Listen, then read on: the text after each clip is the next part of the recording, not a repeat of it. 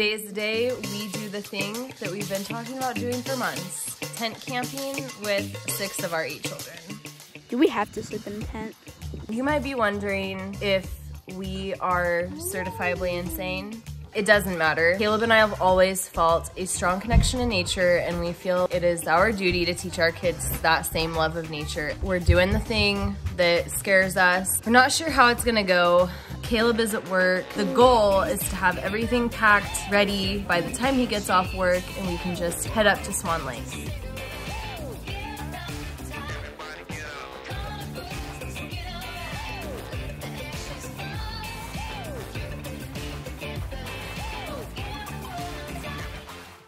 Kaleb went to see about camping spots. I'm excited to go camping. What are you guys doing? What do you think of this, Atlas?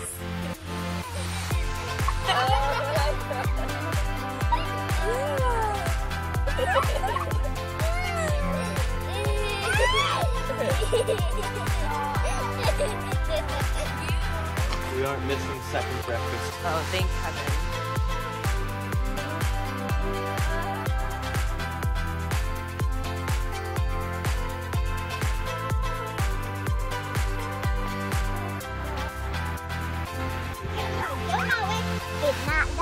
Holy moly.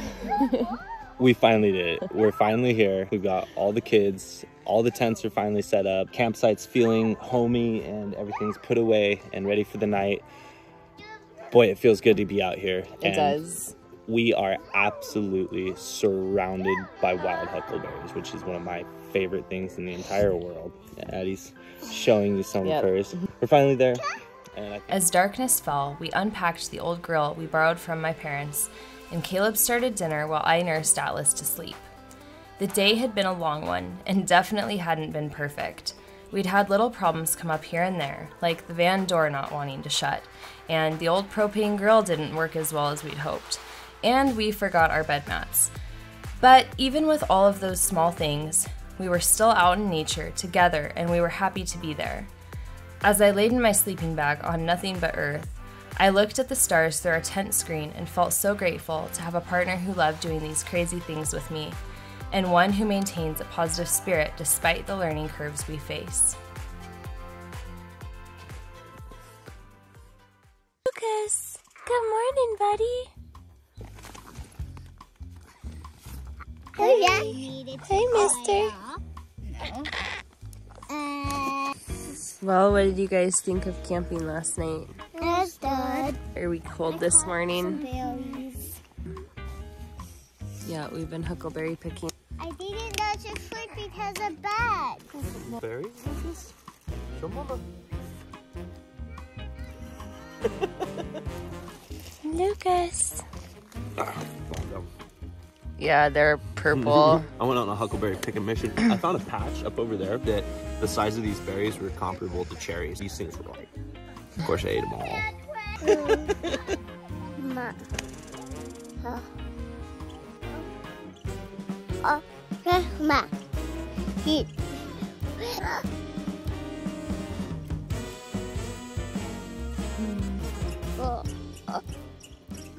How'd we sleep last night? Really, really good.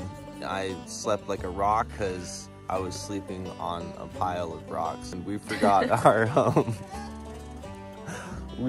bed mats. So yeah, it's a beautiful morning. We made it through the night. Yeah, we look super well rested. Mm-hmm. That's it.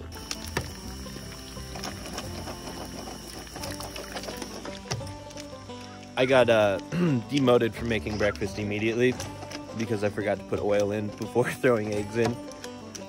So now Sarah's gonna do it.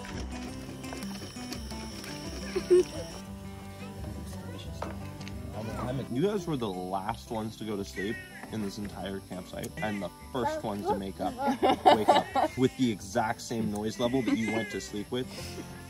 Okay, well, we just got done having breakfast. I was gonna take a couple of the older kids down a little ways down the trail, and we're gonna go check out a dock that I know of and see if we can't catch any fish.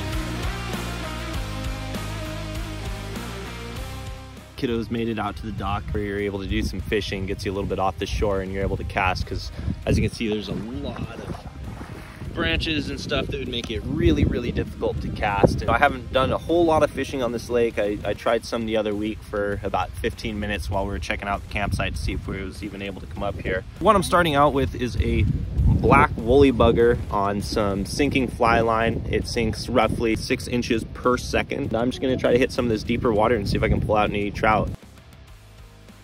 This brown woolly bugger is a little bit harder to cast because it's got a big old metal head on it. But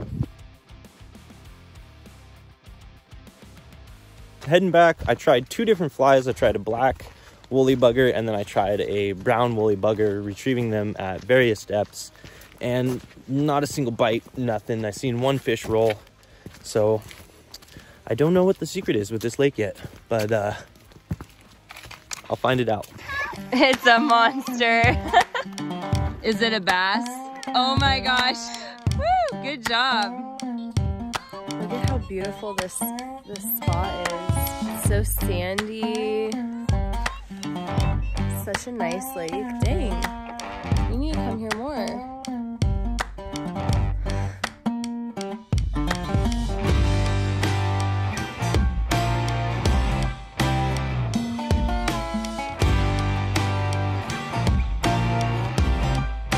All right, so what I'm doing here is I am adding some more line to the end of our line. It's called a tapered tippet, and you go from thick diameter to a little bit less thick, a little bit less thick. Our thinnest stuff we have, this is called a uni knot. I don't know if you can see the line on the, oh, we can. I'm gonna cross that over once and create a loop. And I am gonna go through that loop 5 times. Bonus points if you can keep a newborn happy while you do it. Right? And we're gonna tighten that just a little bit.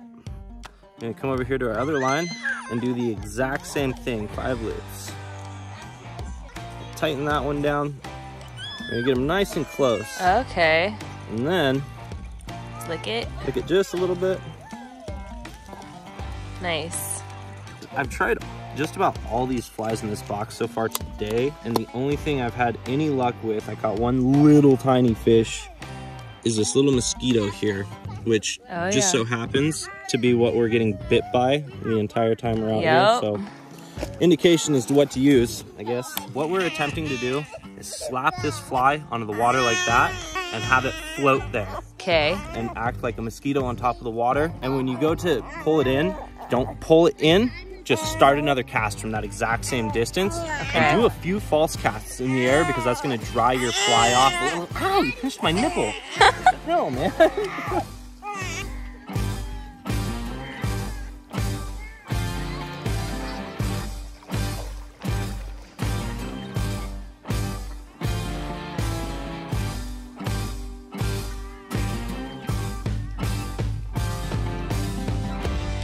I thought you said, can you film? Here, can I have those?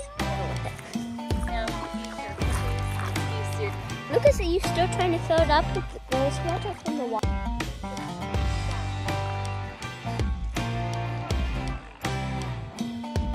Goodness. She's gonna be here soon, I think. See how light you. Is this fun waterproof? No. Stick it in the water? No, please don't stick it in the water. Okay, but I'll look at the water with it. Peace. We weren't sure what we were going to find when we got to Swan Lake, but I must say we were pleasantly surprised. The woods were thick with trees and huckleberries, and the lake was clean and cool with a nice sandy beach. The campground was spacious and quiet and only $8 per night. It made such a nice impression on us that we hope to make camping at Swan Lake an annual event.